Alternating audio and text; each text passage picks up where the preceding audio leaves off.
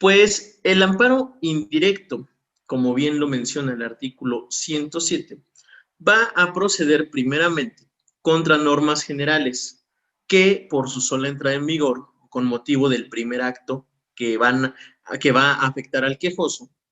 pues cuando se da este supuesto, se puede interponer un amparo indirecto. Recordemos que una diferencia importante entre el indirecto y el directo es que el directo se va a centrar exclusivamente, casi en todos los casos, a atacar sentencias definitivas o resoluciones que pongan fin al procedimiento o fin al juicio. En este caso es más amplia la protección que nos ofrece el amparo indirecto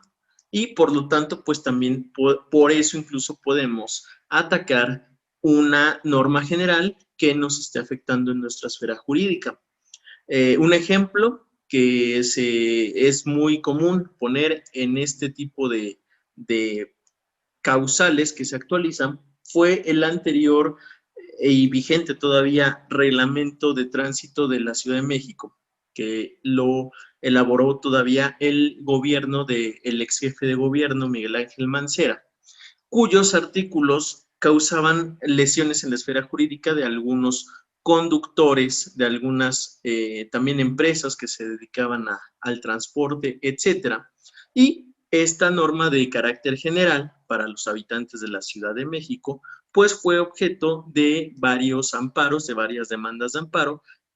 ¿Con qué fin las presentaban? Pues con el fin de que esa ley no se les aplicara a ellos o determinados artículos no se les aplicaran a ellos. Entonces, aquí tenemos que ver dos cosas, que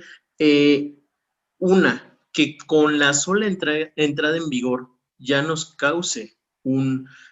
perjuicio o que tengamos que esperar el primer acto de su aplicación para que nos generen ese perjuicio. Un ejemplo de esto, si de pronto se legisla una ley que menciona que se considerará como antecedente penal una conducta que ahorita no está regulada en el Código Penal, pero así de manera arbitraria, pues eso tan solo cuando se apruebe la ley, pues ya nos estará causando perjuicios a las personas que caigan en ese supuesto sin necesidad de que exista un acto previo o un acto de ejecución previa. O posteriormente, como en el caso del reglamento de tránsito, pues si se actualizaba por alguna infracción, alguna multa, alguna conducta que se enlistara en esa legislación, pues hasta que nosotros no cayéramos en ese supuesto, que nuestra conducta generara esa consecuencia jurídica, pues hasta ese momento podríamos haber interpuesto el amparo indirecto. También en la sesión anterior se habló del plazo que tenemos para esta demanda, en esta causal en específico, que es de 30 días, cuando nosotros estamos demandando una norma general. Entonces, la primera causal de procedencia del amparo indirecto es cuando nosotros nos inconformamos contra una norma general por estarnos afectando en nuestra esfera jurídica. Como ejemplo de estas normas en las cuales nosotros nos podemos inconformar, pues pueden ser los tratados internacionales que el Estado mexicano ratifique, firme a través del Senado de la República y a través de los representantes internacionales de nuestro país, pueden ser objeto de una demanda de amparo. También las leyes federales, también las constituciones, la más nueva es la de la Ciudad de México. También, si recordarán, hubo también procedimientos tanto de amparo como también de acciones de inconstitucionalidad cuando apenas iba a entrar en vigor la Constitución de la Ciudad de México, pero también estos ordenamientos legales pueden ser atacados mediante un amparo indirecto. También cualquier ley del Estado, es decir, del fuero local, cualquier ley que expida un congreso, ya sea en la Ciudad de México, ya sea en Querétaro, ya sea en Jalisco, pues podemos también combatirlo a través de un amparo indirecto. También los reglamentos federales, los reglamentos locales, en este caso, el ejemplo que les puse del reglamento de tránsito de la Ciudad de México, pues cae en también en este ejemplo, en esta forma de ordenamiento que podemos combatir mediante una demanda de amparo. Y también los decretos, los acuerdos y en general todo tipo de resoluciones de observancia general caen en esta primera causal de normas generales. Entonces, contra todos estos actos que emite el Estado, nosotros podemos presentar una demanda de amparo ante un juzgado de distrito y pues se sustanciará todo el procedimiento y finalmente si nos favorece la resolución del juzgado de distrito, pues va a tener como efecto que a nosotros no se nos aplique el ordenamiento ya sea de manera completa o en específico el articulado que nosotros estamos alegando que nos perjudica en nuestra esfera jurídica.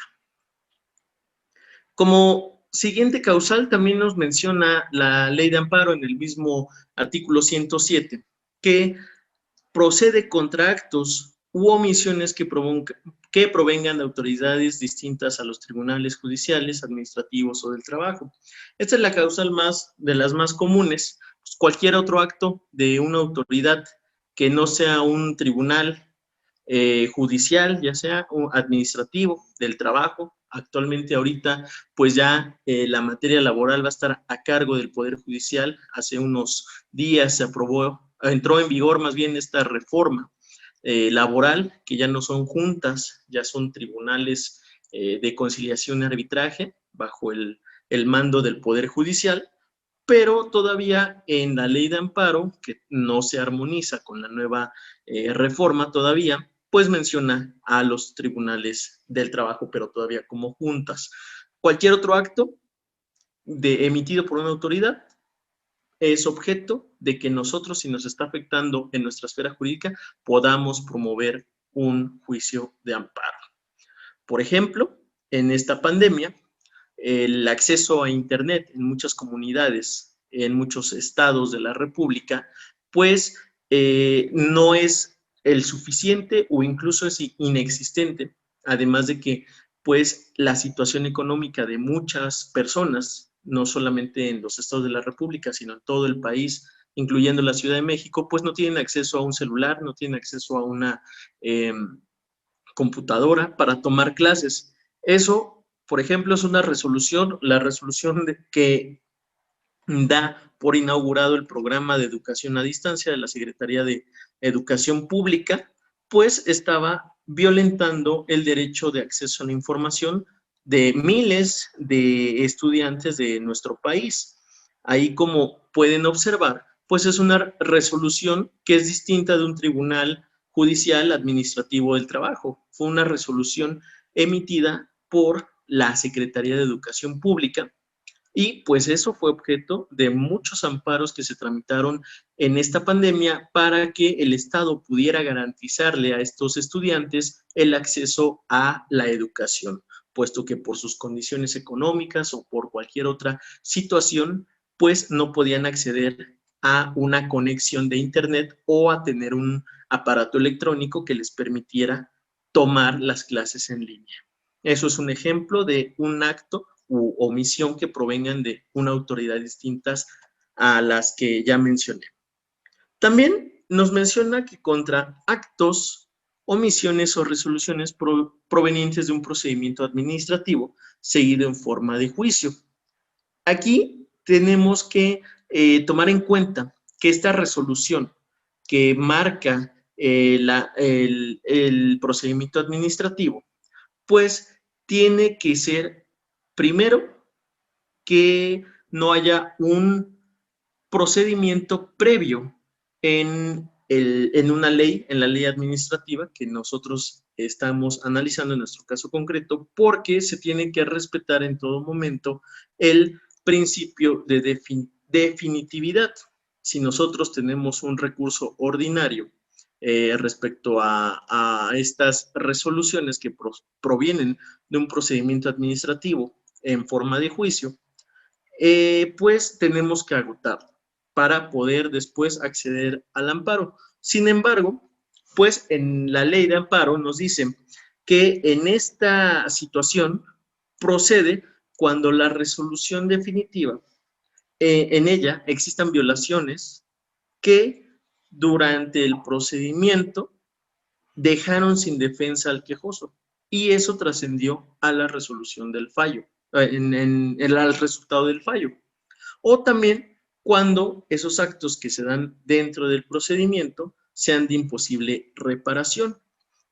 Recordando que los actos de imposible reparación son todos aquellos que van a afectar materialmente derechos sustantivos del quejoso. Es decir, ¿cuáles van a ser estos? Todos los que estén tutelados por la Constitución política de los Estados Unidos mexicanos y así también en los tratados internacionales de los cuales el Estado mexicano forma parte.